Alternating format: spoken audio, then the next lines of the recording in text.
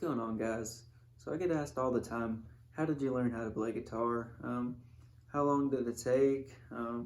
What did you start playing first? And all these different questions on, just guitar basics and how they can get to the level that I'm at, which isn't very good. I'm not the greatest guitarist, but I'm certainly not the worst. But I'm here to teach you guys, to get you guys started on the very, very basics of guitar. So, first and foremost, you're going to need a guitar. And my recommendation is a Big Baby Taylor, if you can afford it. You can find them for probably around $300 used right now, which is a lot of money for a guitar. But if I could go back and start to learn on any guitar, it would certainly be this one. It's a thinner body dreadnought. The neck is nice and thin and small. Makes moving around really, really easy. The action set nice and low for beginners, and the tone and the playability is just unmatched to any other guitar that I've tried, at least in this price range, and even certainly guitars that are higher priced. So, Big Baby Taylor, I don't think you can go wrong with it. Secondly, I'm going to need a tuner. Now, I use a Snark, very great company. This one is an ST8, which is just a super tight kind of a type that they make.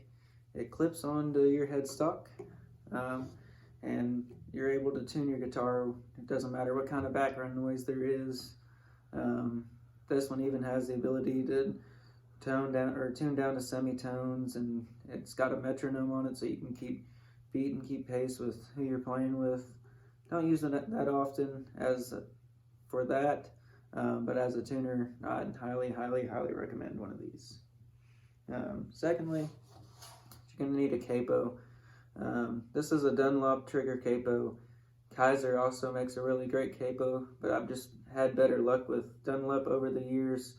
As far as the tone that you get, it doesn't seem like it's too tight on the neck. But either or, definitely recommend one of those. And all it does is it changes the key of the guitar that you're playing in. There's certain songs that I can't sing in the key that they're played, so I'll change it up a little bit, and that's what this does. And lastly, certainly not least, is you need a guitar pick. Certainly you can play with your fingers and get used to that, but when it comes down to it, I think you can't go wrong with a pick, just because you're able to play a little bit faster. Your tone's going to be a lot cleaner and a lot clearer. And if you get into any soloing, anything like that, it's going to be remarkably difficult just to use your fingers. I've never been great with that, and a pick has helped me tremendously. So, guitar basics. So your guitar has 6 strings, and in standard tuning, you have E, A, D, G, B, and E. That starts at the thickest string up here and goes down to the thinnest string on the bottom. So E, A, D, G, B, and E. That's just standard tuning. That's without any dropping any strings or doing anything. That's what you're going to find most of the time in most tabs and chord progressions. They're always going to be tuned in standard 95% of the time. Your guitar is set up with frets, and all that is just placement of where your fingers go, where the tones actually change the notes. And that's deviated by your fret markers here. So right here would be your first fret, then your second fret, third fret, fourth fret, and so on until you get up the neck of the guitar. A lot of guitars will actually have marking on the neck that show you where the 3rd fret, 5th fret, 7th fret, and so on are. This one does have it. I actually put a guitar skin on it, so you can't see it on there. But if you look on the side of the guitar, there's also inlays that show you that's the 3rd fret, that's the 5th fret, 7th fret, and then so on. Just makes for easier finding of where you're actually at on the neck of the guitar. So the 4 chords that I want to teach you today are as simple and as basic as I can get them. You use them in hundreds of songs, and it's just with different strumming patterns, different ways that you pick. But we're just going to start really simple, and throughout the entire progression, your last two fingers here are never going to move. I've designed it where the only two fingers that you need to move are your pointer and your middle finger. The chords that I'm talking about are a G, a C, an E minor, and a D. And we're just going to make that as simple as I can for right now. It's not the actual name of most of the chords, but just for learning purposes, that's what we're going to keep it at. So, like I said, you have strings, string 1, 2, 3, 4, 5, and 6. You start at the top and you go down. And then you have your frets, 1, 2, 3, and so on. And that's what I'll be referring. If I say the first fret, first string, 3rd fret, that means I'm going to be on the first string, which is your E, on the 3rd fret of the guitar. So, let's start with the G. Our G chord is played on the first string with your middle finger on the 3rd fret, the second string with your pointer finger on the 2nd fret, then you've got open on your 3rd and 4th string, and then on your 5th and 6th string, you've got 3rd fret and 3rd fret with your ring finger and your pinky finger. Again, that is 3, 2, open, 3, and then 3. Now that we've got this shape, remember these two fingers, your ring finger and your pinky finger, are never going to move. They're just going to stay there the whole time. Like I said, I want this to be really easy. I just want you to focus on making it as clean as you can.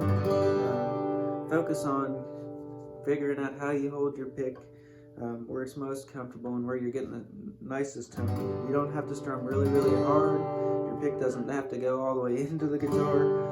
You're just letting it brush over the strings there.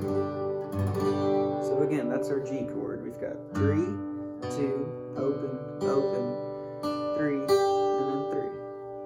Now, our next chord, really simple. All we got to do is drop these two fingers down, our middle finger and our pointer finger. And now we're on to our 2nd and 3rd string with our second string, 3rd fret with our middle finger, our 3rd string, 2nd fret with our pointer finger.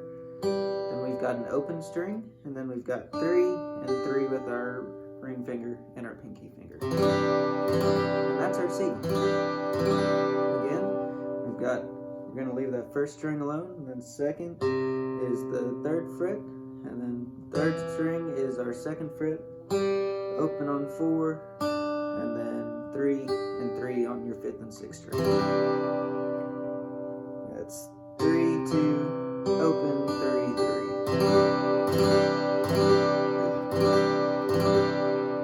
Now we're going to go to our E minor. Now this one's just a little bit tougher, okay? Because we got to pinch those fingers together, but I promise you can get it. Now all we're doing here is we're going to leave that first string open. The 2nd string is going to be 2, and 3rd string is going to be 2. And that's with our pointer finger and our middle finger on the 2nd fret, on the 2nd and 3rd string, 4th string open, and then 5th and 6th string are 3 and 3. Again, that's open, 2, 2, open, 3, 3. Open, 2, 2, open, 3, 3. And all you have to do is you just strum each one individually. And you'll see what strings are being muted, how do you need to change your hand, your grip, just to get those nice and clean. It's not going to be easy the first time, I promise. You're going to get a lot of muted strings. You're going to want to give up. Don't give up. You can do it. Really simple. 15 minutes a day. By the end of the week, you'll have these chords down, I promise. So that's our E minor. Now we're going to go to our D chord. Now with our D chord, we're going to leave the 1st and the 2nd string alone if we can. If you can't, don't worry about it just yet. You're just getting used to playing the guitar, getting used to strumming. A little bit later on, you're going to want to try to leave those strings alone. Even at the very least, just leave the 1st string alone. So we got leave alone on the first and second string. Then your third string is going to be open. Your fourth string is going to be on 2. And then your fifth and sixth string are 3 and 3. Again, that is leave, and then you've got open, 2, 3, and then 3. Like I said, that's your D chord. We're just focusing on strumming and making it nice and clean as possible. Like I said, if you can't leave those top 2 strings alone, that's okay. At the very least, try to leave this top E string alone. And really, guys, that's all the chords that you need to get started playing guitar, playing a lot of songs. It's just different strumming patterns. It's different ways that you can do a hammer-on and pull off. And like I said, don't worry about that just yet. Just get used to strumming. Get used to moving your fingers and where the chords are matched up, where your fingers go. Make sure you take a break every now and again because your fingers are going to get sore, especially starting out. It takes a little while to build up the little calluses on the tips of your fingers where playing doesn't hurt as bad. So again, we'll do this really quickly. We've got G, which is 3, 2, open, 3, 3. Then your CAD 9 or your C. So we're just going to drop those 2 fingers down. And then we've got open, 3, 2, open, 3, 3. Our E minor. And then we're going to pinch our fingers together. And we've got open, 2, 2, open, 3, 3. And then our D chord. Try to leave those top 2 strings alone. And then we're going to go open, 2, 3, 3.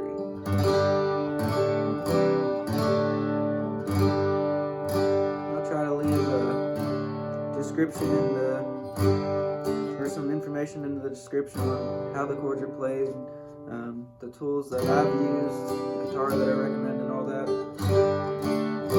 Like I said, these 4 chords right here, all you need to get started. You probably even recognize this song.